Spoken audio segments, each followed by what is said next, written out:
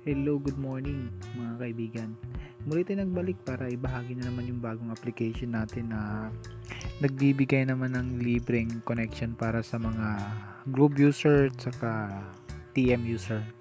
So, application po to na ginagamitan ng configuration para makapag-connect ng libreng internet na ginagamitan nga ng Globe at saka TM na walang load. So, ito yung kumakalat na balita. So, isa lang tong application na to na nagbibigay ng libreng internet. So, ito po ay ang WireGuard. So, mag-install kayo niyan. Yan, nakapag-install na ako. Tapos, pagkatapos yung i-install yan, meron tayong configuration. So, yung configuration na hinahanap natin is galing kay Master Pogi. Ito po yun siya. So, maraming salamat sa iyo, Master Pogi. So, ang gagawin lang natin, yung una is, meron sa akin na nahanap. Hindi naman talaga to sa akin lahat eh. So, meron tayong bago dito. So, ganun lang yan.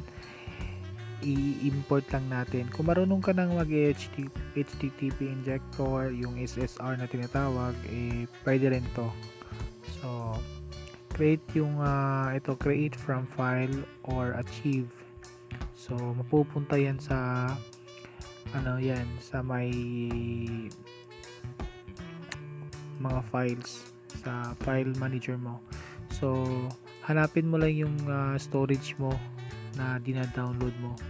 So, kapag dinownload mo yan, mapupunta yan sa download folder. Ayan. Madali lang naman yan eh.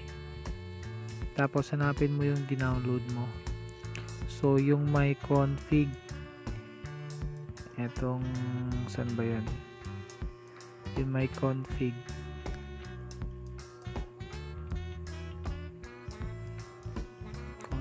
Config, ito yung Master Pogi config. So, hanap tayo ng iba. Itong new config, meron na rin yan. Hinahanap ko yung ano nga ba yung hinahanap ko? Ito, range config. Yan.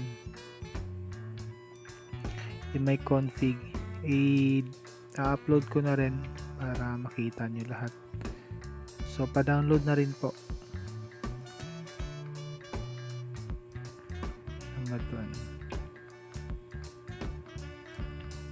Check ko lang ako kung nasan yun. So, nandun yun sa file manager. Teka lang. File manager. Fast pala. So, hanapin natin yung fast.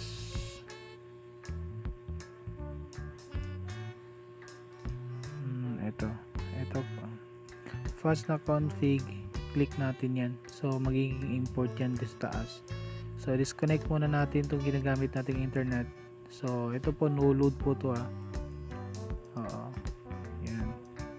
So, itatry natin yung YouTube.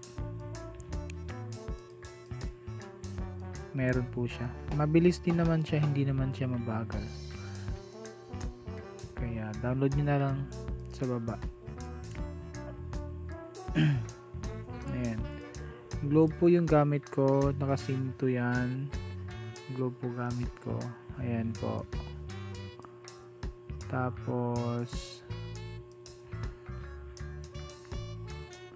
kung hindi gagana sa inyo, ay lipat na lang kayo sa sa ibang configuration. Okay? Ano ba yun? Tapos, kung hindi ko makita. So, ayan. Ganun na lang yun. Connect na lang yan. Saan ba yun? Ang importante, meron kayong configuration. Gumagana din to sa mga Games 99. Yung mga may free MB, yung mga ganyan. Like, Switch, Go Switch ba yan? Yung sa may mga free nga MB na ganyan. Basta lahat ng MB gumagana din to lahat. Okay?